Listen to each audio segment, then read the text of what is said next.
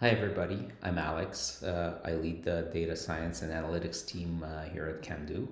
And I'm very happy to be with you today at this year's edition of Python Web Conference, presenting what we do today with data science and algorithms and machine learning in order to generate intelligence in the wastewater. So I want to begin by breaking these words down a little bit. So what's wastewater intelligence, right? So wastewater, I think most of us know, right? We use the restroom, we use the sink, we use the shower, water goes down the drain, boom, success, wastewater created. That's one part of it. The other part is maybe less familiar to some of us is what's called it's what's called industrial wastewater.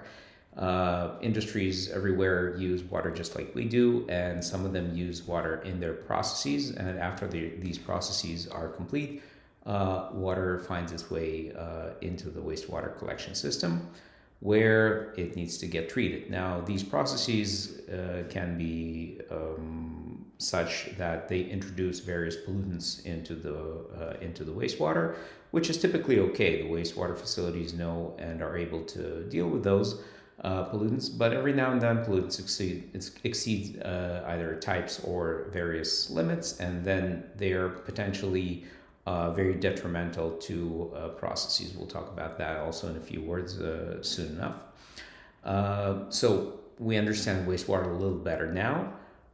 What's intelligence? What information are we looking to get from our wastewater?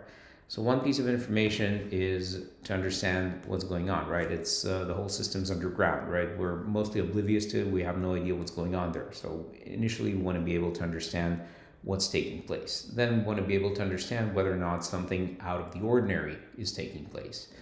And once we understand points one and two, we would very much like to be able, by we I mean wastewater treatment facilities that need to do something with whatever it is that's coming their way. They need to be able to understand what steps they can and should take in order to mitigate whatever potential damage is coming right now or that has happened sometime in the past. Okay, so why is the whole thing interesting, right? You might ask legitimately, do we really need to know this? So first of all, I think that specifically now with global warming, climate change, etc., I don't really need to convince anyone that water is important. So we are all aware that water is a very finite resource, and specifically drinking water or water that we as humans can use is rare throughout the world. It's relatively scarce. And at least I've learned over my relatively short stay for now at Kando that treating wastewater is a very complicated process. It's typically combined of multiple steps. Each one is responsible of addressing one type or another of either pollution or a contaminant that is taking place in the wastewater. So getting water from being a waste to actually being usable again, either for irrigation or just for reintroduction into the water cycle, is a very, very delicate and non-trivial process. So a lot of the events that can be introduced into the wastewater, as I mentioned previously, by various industrial facilities, are able to damage this delicate process and either render the wastewater treatment facilities themselves, in extreme cases, inoperational, or just cause degradation in the effluent water quality. So the water that is later used to irrigate our crops or that is introduced into reservoirs, rivers, oceans, etc., is polluted, basically hurting all of us and our lives in the day-to-day. So what do our users need to know when Kando is providing this platform? What is this platform telling the wastewater treatment facility? So first of all, we're ideally informing them that something is happening, right? So be aware that there is an event taking place or there is a disturbance in the force somewhere throughout the collection system, either somewhere close to the producer facilities or somewhere further downstream. Then we need to be able to tell them what it is that's happening, right? So the event is of such and such category, type, intensity, what the pollution is ideally, what is the potential damage of this pollution.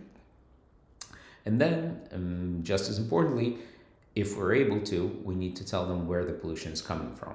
And this is important for two reasons. First of all, they need to be able to kind of verify that this pollution makes sense in terms of the pollution source. And the other, much clearer, is that this is their way to prevent this from happening in the future, right? So once they know which facility is causing such or other pollution event, they're able to contact the facility, make sure that the processes that take place in that facility are correct, and that the treatment or pre-treatment that needs to happen to whatever water is being discharged into the waste is taking place. And lastly, if there is something illicit going on, or some malfunction, or something that needs to be addressed more severely, then there are, of course, legal and regulatory approaches that can be taken. But in order for them to be applied, we need to know, or they need to know, who to apply them to. Okay, so fine. Yeah, I gave a very nice elevator pitch of what Kando is and what it does, and it took me a good several minutes, and now you all know, and now you all want to buy one of our systems and install them in your homes and be happy with it, of course. But this is a machine learning and data science track. So what are our machines learning? What is the data science here? So let's start with addressing our data sources, right? The first and kind of probably easiest to understand is just open source data, right? So when we deploy our system at a specific location, we need to be aware of where it is where deployed, what is the combination of sanitary to industrial facilities, how many people live wherever it is they live, what the topology of the ground or the surface is, so that we're able to understand how the sewage network is built. Once we understand where it is we're located and we start collecting information, I'll go into the deployment process also in a few steps a little bit further. Then we start gathering our own information, right? We have a bunch of sensors, some of them customary off the shelf, others are designed and built specifically to our specifications. Those sensors generate a lot of signals. These signals need to be processed and understood over time. And then lastly, the very non-trivial bit of information that is partially our proprietary and partially open source is data about lab samples, right? So we built our own database as well as access externally available data sources that tell us that when a sampling process, which basically constitutes taking a little bit of wastewater and sending it to an analysis in a lab, you can see a sample of such an analysis on the right here.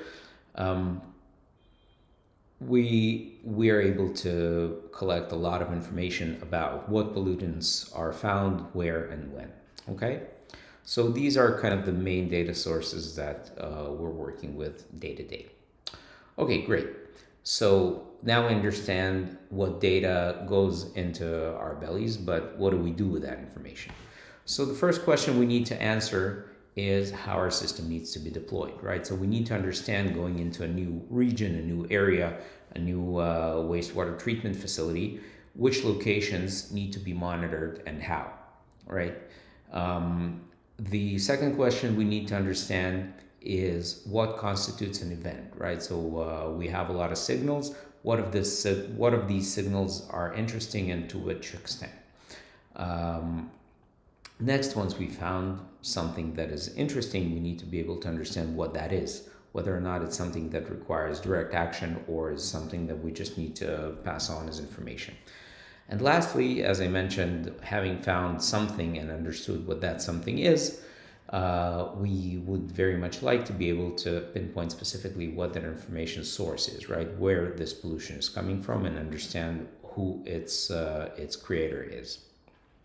Okay, so let's dive into a little bit of the nuts and bolts. One question is the deployment information, right?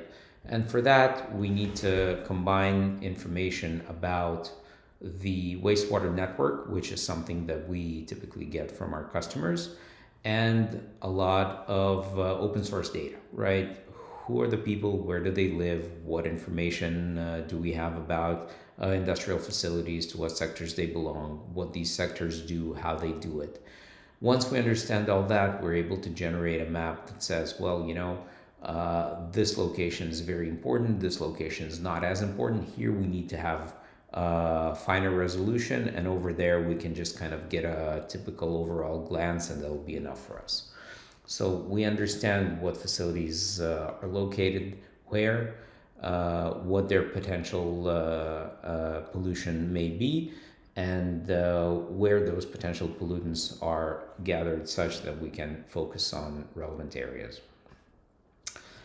Once we figure out where we need to be and we trade it off, the resolution versus the cost of deployment, etc., we actually start monitoring, right? And monitoring basically means generating a lot of time series through different sensors. And as you can see, a tiny example over here, it's not that easy to know when something is taking place that is out of the ordinary versus kind of just the regular bits and pieces of what happens throughout the day.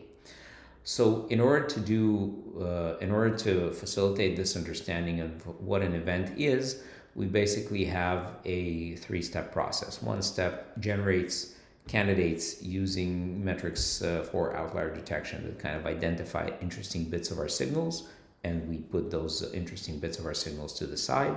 Then the top candidates, using again some scoring process that we have, these signals are sent internally to expert labelers who tell us what the relevant signals are in cases that they know. They don't always know, but a lot of times they do, so they're able to tell us, well, this is one type of an event, this is something or other, this is a pollution of this type, and so on and so forth.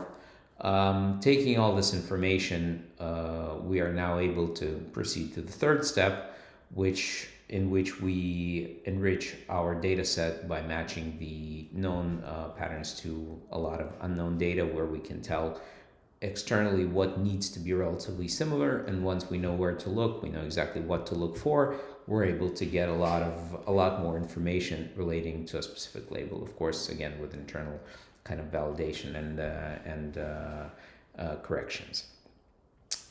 Alrighty, so we know where to look. We know kind of what we're looking for. Now that we found samples of interesting data, we need to be able to classify that. In order to classify our samples, we typically go to two different directions. One direction in completely classical machine learning is regression. And in regression, what we do is we train an easily obtainable source of information to match a very difficult to obtain source of information, such that in having trained a specific subset of locations and events to that system, we can now deploy the relatively easily obtainable sensors that generate a lot of data instead of the very difficult and cumbersome sensors that are very accurate but very hard to maintain. And this allows us to be able to analyze signals that otherwise would be either very expensive or in yet other cases almost impossible to obtain. That's the regression direction. And then the classification is, as I mentioned previously, when we have built a large enough data set of labeled or semi-labeled information, we're now able to, in real time, classify events to belong to different sources of pollution, different types of pollution. Okay, great. The next point I'd like to get to, of course, is the localization. So we know where we're looking at, but at those locations, we typically have a distribution of our sensors such that we have very broad coverage closer to the wastewater treatment facility. And as we go closer to the industrial facilities themselves, the coverage is obviously lower, and we may be focused on specific regions or in specific producers, but typically we won't have coverage that would be enough to identify every source on its own. So typically, or a lot of the times, the information of an event taking place comes from somewhere downstream. And then we need to start building our ladder in order to climb further and further upstream. And in order to do that, so once we identified an event and we're able to classify it to belong to a specific type, we, from our open source data, can relate which are the most probable pollutants to generate this information. And having that information, we can now use our signals in order to climb upstream, match patterns through various metrics, and get to the point where we're able to point at the specific or most likely source of our pollution to our user. Okay, so we've gone through the entire process of what it is we need to see, where we need to see it, when we find something, what it is we find, and finally, where the information is coming from. This is basically the entire pipe that we have, at least from the data science and machine learning perspective. I didn't go a lot into the kind of the code behind it because some of the information is, or some of the algorithms we use are, typical scikit-learn, network X, etc. Algorithms, and others are proprietary that we kind of built either based on various time series tools or something that we built completely from scratch.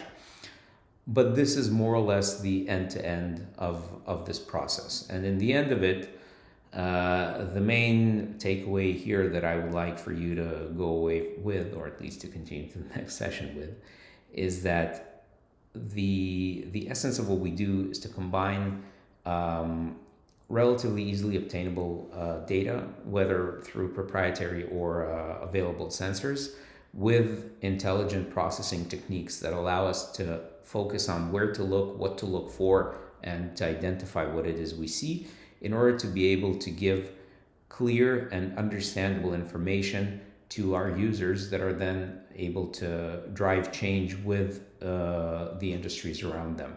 And basically, the bottom line is that based on this, we're able to give everyone, where we're deployed, of course, cleaner, better water quality, which is one of the reasons that going to work at Kando is a lot of fun. Thank you very much. It was a pleasure for me to speak with you, and please feel free to reach out, and I'll be happy to try and answer whatever questions you might have. Thank you.